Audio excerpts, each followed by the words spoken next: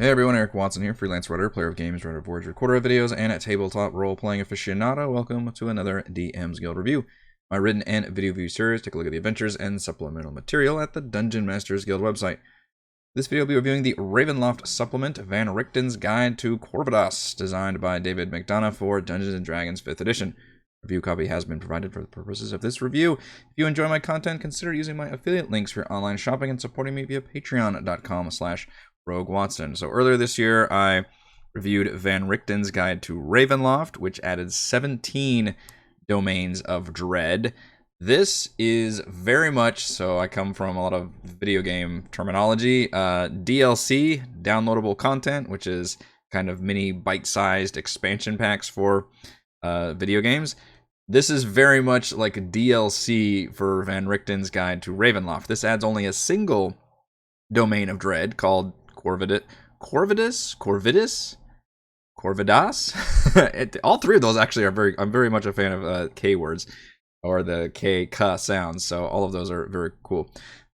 This is only one domain, but it's still like 20 pages of detailed information, lore, background to the Dark Lord, sample quest hooks, and even it uses the word adventure, but it's really kind of just a mini side quest, and scripted encounters, and a new lineage. So I was very, very impressed with the amount of attention and content that is given to just a single domain. So right at the beginning here, I can say that if you liked Van Richten's Guide to Ravenloft, you enjoy reading about all those domains of dread and how to incorporate those into your campaign, and you just want more of that, then I would absolutely recommend this supplement. Korvidas is a land of lycanthropes, so it is all about lycanthropy. The Dark Lord is a hunter by the name of Kulinov, and he was cursed because just a hunter of lycanthropes who basically took things a little too far, which, I mean, to be fair, he came home one day and found his family slaughtered by werewolves, so that would make anybody a little nuts. And he eventually started basically killing any lycanthrope, which in the D&D universe, there's very much like good ones and bad ones, depending on what kind of lycanthrope you are. I mean, obviously a DM can play around with that, but like werewolves and were-rats and stuff are generally always evil, whereas were-ravens and were-bears are generally good. Kulinov does not give a shit whether you're a good or evil one. If you are a lycanthrope, then he's coming for you and he's going to hunt and kill you. And unfortunately, he killed the wrong were-raven who cursed him into giving him the were-raven curse, which is interesting because were-ravens are usually good guys. And what's also interesting is there's actually a secret society of good were-ravens that exist in this domain called the Stewards of the Moon. And it is full of scarecrows, which is probably the most interesting part of this domain. There are scarecrows everywhere, and these scarecrows act as like creepy sentry agents or guardians, and they're only really activated if there's lycanthropes nearby. Now, I don't know if they can sense lycanthropes or if they just get to them when they see them transformed, because I believe they do. The Dark Lord still takes his scarecrows out to go hunt lycanthropes, so they don't even know that he's a lycanthrope. But if he has to transform, which he only does as a last resort, then the scarecrows will turn on him. So I think they can only. So it's part of the whole, fun thing about hiding what you are, right? It's a big thing about vampire stories too, is you're trying to figure out who is who in terms of who is a lycanthrope and who isn't. And of course, all the major players are lycanthropes in this world. But the thing is, they have to be very careful about, transforming, because these scarecrows are nasty. And I think they use the basic scarecrow stat block plus the fact that they have silvered claws. So they're literally designed to just destroy lycanthropes. And that's pretty much what's going on in this domain. We get over half a dozen pages of, again, all that backstory about the Dark Lord. There's a creepy, tentacled thing that's asleep in the ocean. There's a whole swamp island of sea hags and sea spawns and some creature I can't pronounce, Catablopus. I do not like that one. But very creepy, like these weird cow things with creepy demon heads. I believe it's from Volos. There's multiple towns. The speaker of one town actually became was one of the loyalists to Miro, and then got bitten by a werewolf, and then became a faction leader of the werewolves called the Clawed Hand. So that's the big antagonist rivals. There's also a cool necromancer. So part of the backstory of the Dark Lord is he actually ended up in one domain before coming into his own domain, and in that domain, another creature followed him essentially, which was a deathlock named Varen Ecalius. And he sets up shop in this domain, and that's where all the undead come from, basically. So it's full of lycanthropes, full of undead. It feels very, very gothic horror, in all the right ways, I think, for a domain. Not all the domains do that, by the way. If you look at Van Richten's Guide to Ravenloft, there's a lot of really interesting stuff where they play with different themes and ideas. This one is very much like Barovia fans. Like, you'll get that. There's no vampires here, but you'll get the lycanthropes and you'll get the undead.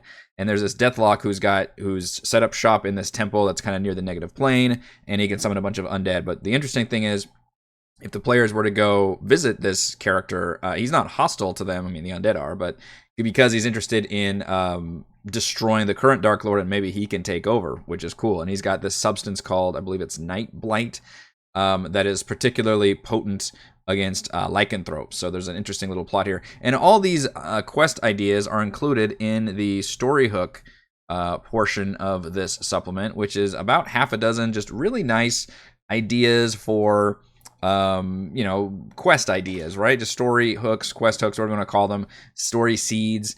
They're more than just a single paragraph, as you can see here. They're like multiple paragraphs.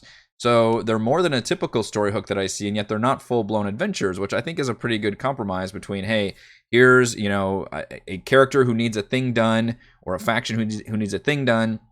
When you do that thing, here are the complications, and then here are how you can go from there as a DM depending on what's going on. So, and how what happened in that story. So all of that does a really great job, and obviously they all speak to events that are going on in this domain that you can play around with. We also get a longer one, which I would hesitate to call that an adventure, even though it's organized like an adventure, called New Moon Rising. It's very, very short. There's no maps or anything. And it's tough to say because I really look at it as more of a bigger version of one of these quest hooks versus a crappier version of a bigger adventure. So I'm kind of giving some points there because we have all of these other little adventures. But the story is essentially you arrive in Korvidas, which is cool. It does the whole intro to you arriving. You fight off a bunch of wolves. You talk to the innkeeper, who's there's a werewolf attack recently. So you go to the farmer and you talk to him. He's hiding the fact that he's been bitten, which is always a great trope to explore. And because lycanthropes are hunted down on sight and killed in this domain. And you go and hunt down this werewolf, and it's a bit of a twist because as you get to the cave, the werewolf is being torn apart by those cool silver-clawed scarecrows who could turn on the players if the players don't immediately hold up their silver daggers and be like, hey, look, we were hunting this werewolf too. So that's a cool introduction to this domain and immediately sets forth all those different factions and players.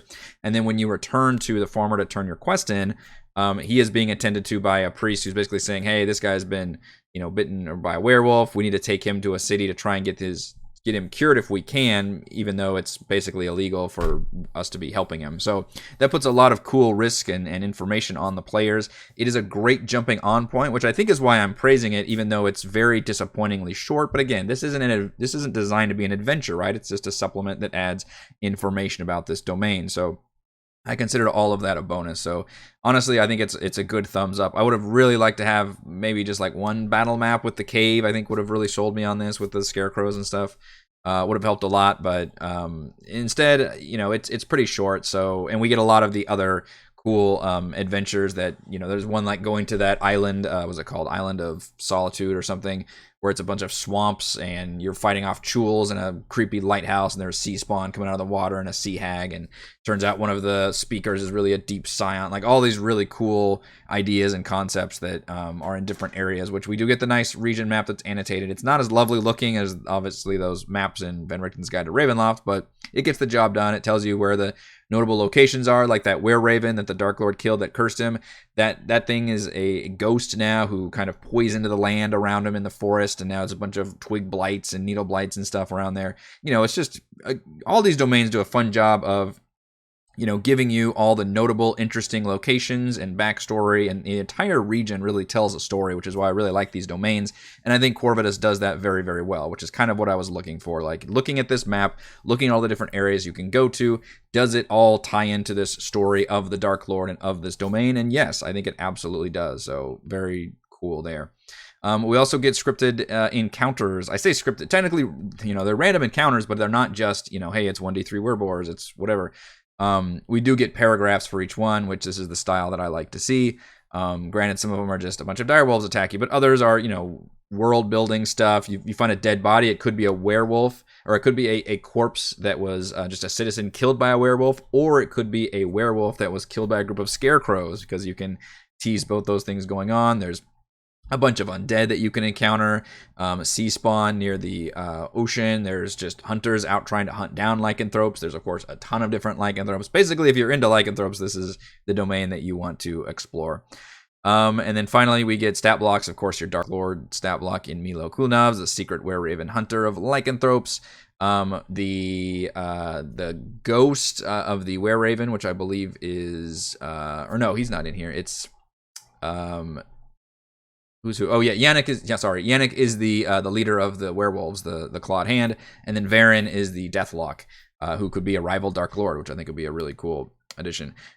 Also, as a bonus, we get a new character option, lineage. So lineages were added in Van Richten's Guide to Ravenloft, which are new character races, I guess. So I think we're replacing maybe race with lineage there, and this one allows you. It's moon cursed, and allows you to basically be like lycanthropy light. So you can, if you don't, because lycanthropy is weird in D&D, right? It almost seems like an entire buff, because all the negatives would have to be very much like role-playing involved, or the DM has to step in and impose some limitations, because otherwise lycanthropy is just a straight-up upgrade, right? Like Skyrim, where it was just like, yeah, I can be a fucking werewolf fighter faction, and it's all good. I can do it. It's like going into Berserker mode. Moon Cursed kind of balances that a little bit more, where you can have maybe some ancestors that were lycanthropes or something. So you gain some traits depending on what that is. So maybe you gain like a were-raven's mimicry, or a dark vision from a were-rat or something. And then you can transform partially, kind of similar to like the Alter Self spell, it sounds like. Although it gives you more abilities, like you gain claw attacks, and then you can either regain hit points or gain... resistance, except for silvered weapons. So you gain a lot of nice benefits for doing that without being like a full-on lycanthrope. So it's a nice option. It appears decently well balanced, and I think it's a good add to really bring the supplement together. All right, let's go over my pros and cons for Van Richten's Guide to Korvidas. Pro, detailed lore and background for the domain of Korvidas, including the history of the Dark Lord and a regional map. Again, there's about half a dozen pages here that include multiple factions. The Vistani show up from Barovia, Curse of Strahd, so they're getting around. They can travel through the mists, and they've got a whole thing where when you enter the inn, that's there's no scarecrows there, because that's kind of the entry point to this domain, and the scarecrows kind of freak the Vistani out, and Mira says, okay, you guys can come and go. But there's a lot of great information here, and it really does a good job of explaining what this domain is, what the themes are, what you can find here, and all that really comes together. Pro, several meaty quest hooks and a lengthier mini adventure for level 2. This is probably the best part of the supplement. I do think that this adventure, while it is disappointingly short, I mean, it's just a bonus adventure, and it's longer than these little quest hooks, and does a good job of introducing you to the domain, which I think goes a long way for me personally. It really starts you off. You're entering the domain. You get involved with the werewolves. You get involved with the Steward of the Moons, who are trying to help that poor farmer. You get involved with the scarecrows. It just throws all that on you right at the beginning and front loads it, which is awesome. And I liked all these other little quests as well. Pro, 20 Korvidas specific encounters. Those are all these random encounters here, because they involve a lot of lycanthropes, a lot of undead, different lore building and world building tools you can use. It should cover pretty much all the needs you have for walking around and encountering different creatures, because Domains of Dread are pretty dangerous. New Lineage Moon Cursed is an effective lycanthropy light player option. Pretty much thumbs up for that one, because I would be very wary about actually inflicting lycanthropy on my players. So maybe this is a way, or this is also a way for your players just to start off in that way too, without literally being, I want to play a werewolf, and you're just like, oh, I don't know, werewolves are pretty strong, and that's gonna fuck a lot of my stuff up. But here, what about this Moon Cursed? We can compromise on that, and I think that does a pretty good job. Cons, I thought about putting lack of maps as a con, but the adventure's just short enough and just good enough where I'm going to let it pass. It would have been nice to have a map on there, but I'm not going to include that as a con. Plus, we do have the region map, which is fine. I will say as an official con, though, is a lack of monster stat blocks. We do get the unique ones, obviously, which we should, the named NPCs, but we don't get any regular monsters. Now, I don't necessarily expect regular monsters from the monster manual to just appear in every single DM's Guild supplement, but if you're using extra ones, especially stuff from Volo's Guide to Monsters, for example, the Sea Spawn here, the Deep Scion, you know, certain creatures, there's an asterisk here which just says, hey, I hope you've got Volos, because that's what we're using. I think you're allowed to use those in your supplement, so just the more monster stat blocks you can throw in there, the more helpful it is for everybody. Final verdict, Korvidas is the perfect DLC companion to Van Richten's Guide to Ravenloft, adding an additional lycanthropy-centric domain of dread with a brooding Dark Lord and several fun story hooks and ideas. Thank you to everyone for watching this video review. You can see my written review at roguewatson.com, and you can watch more reviews. Follow our own D&D adventures here on my YouTube channel. Support my work at patreon.com/Rogue Watson. Shouts to Platinum patrons Joe, Will, Tiny Dancer, Christopher, Thomas, Adam, Stan, Alex, Cam, William, I'm Loud, and Lachlan Baird. And gold patrons RPG, Papercrafts, Pretty Boy, and Yuma, Marcus, Dead Lizard Lounge, Sam, Ross, Slumpy Spuds, Drome, Sclenny, Nick, Blood Angel, Veronis, Baboon, Nathan, Fast Like a Tortoise, James, and Kyle. Thank you all very much for your support.